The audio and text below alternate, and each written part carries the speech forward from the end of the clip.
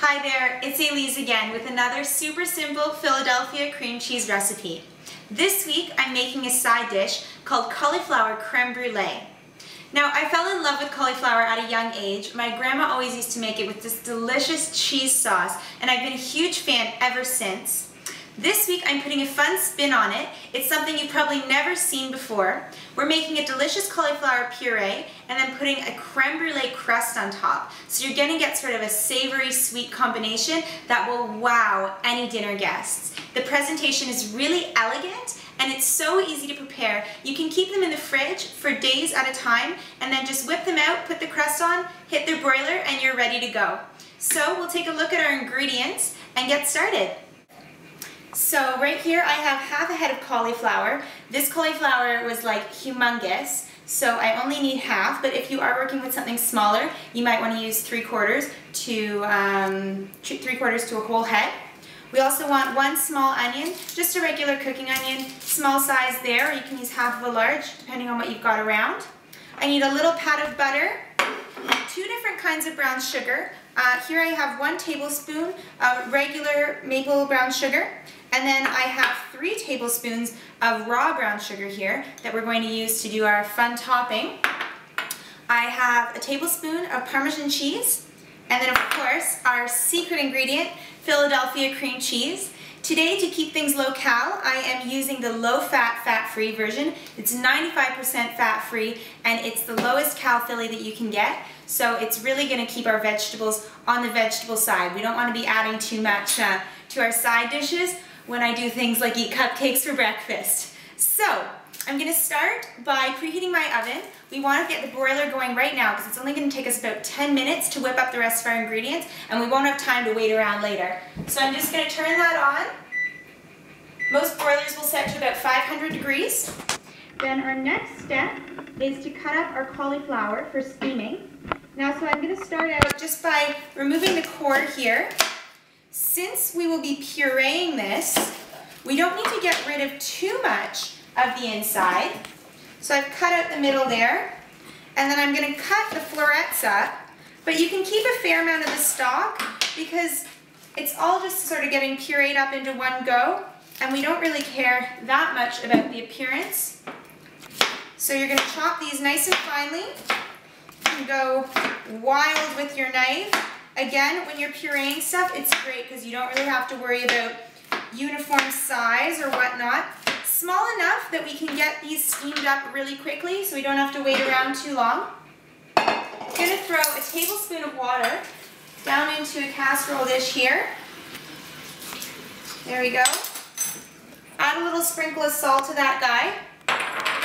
Then we're going to throw all of our cauliflower down in there. And I'm going to pop that into the microwave for 5 to 6 minutes on high heat. There we go. Now, while that's cooking up, I want to put a little pat of butter down into a small pan. Get that going on high heat here. There we go. Now, while that's melting up, I'm going to cut up my onion. And again, this is going into a puree, so you can be really rough with your chop. Don't worry about making things all tidy. With the onion, you are cooking it on a base heat, so you want to be relatively uniform with the size, just so that you don't get any burnt bits in there.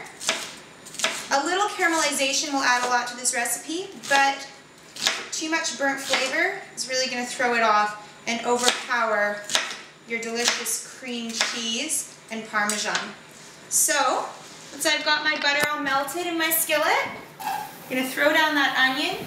Hear a great sizzle in there. Grab a wooden spoon here and just saute that around. You want to coat all of your pieces evenly with the butter.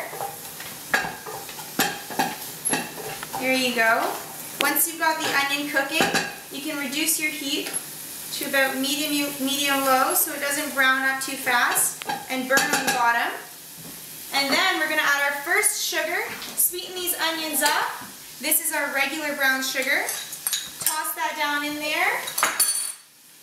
Give it another spin around. Get these well coated.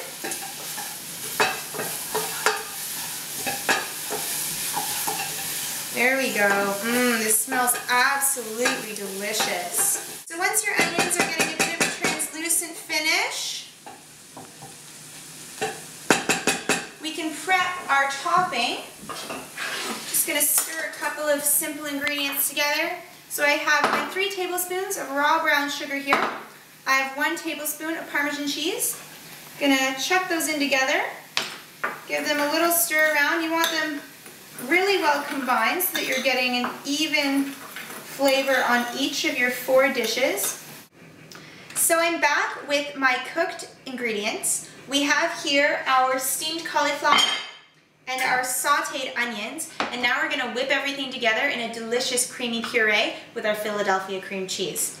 So using a food processor if you have one. If you don't, you can use a hand mixer or a submersion blender.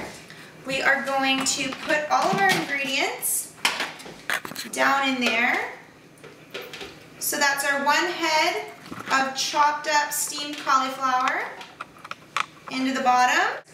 Then we're going to put all of our tasty, quick caramelized onions in. Special tub here. We've got half a cup of cream cheese. This is the ultra-light version. And at this point, we're going to add a little bit of seasoning if you choose. This is an extra ingredient, but sometimes, depending on my mood, I just put a tiny, tiny pinch of cayenne pepper in there. Careful not to overdo it, because it can really heat up quick. Just a little bit. Salt and pepper. Got my cute little poodles today. And then we're going to pop the lid on and whir that up.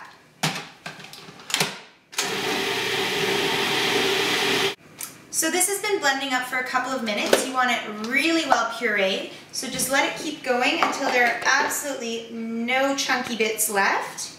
Then we're going to divide the mixture among our 4 little ramekins. And then to the fun part, we're going to add our creme brulee topping. So once you've divided your mixture among the four ramekins, we're making 4 servings today, but you can easily double or triple the recipe. You're going to smooth it out so you have a nice flat surface on the top, just like that. And then we're going to take our Parmesan and sugar mixture. Again, that's 3 tablespoons of raw sugar, 1 tablespoon of Parmesan cheese, and we're going to put a nice big sprinkling down over each of our bowls. You can be pretty generous with this because you do want to form a really nice crust. So any bits that are missing sugar aren't going to get that candy coating. So you can use all of it. If you have a bit of excess, don't worry. Just give those a little shake to even it out. Pop them right on to a baking sheet. Then we'll put these under the broiler. You want them nice and close to the top of the oven. And it's just going to take a few minutes for that sugar to boil up. Keep a close eye on it. When we take them out, they'll be nice and warm and ready to serve. So these are all ready. It literally takes a minute or 2. Take them out of the oven. Oh, and man, does it smell good. So you can serve these right up for an elegant dinner party. As I said before, keep them in the fridge, throw the topping on, and broil them up any day of the week.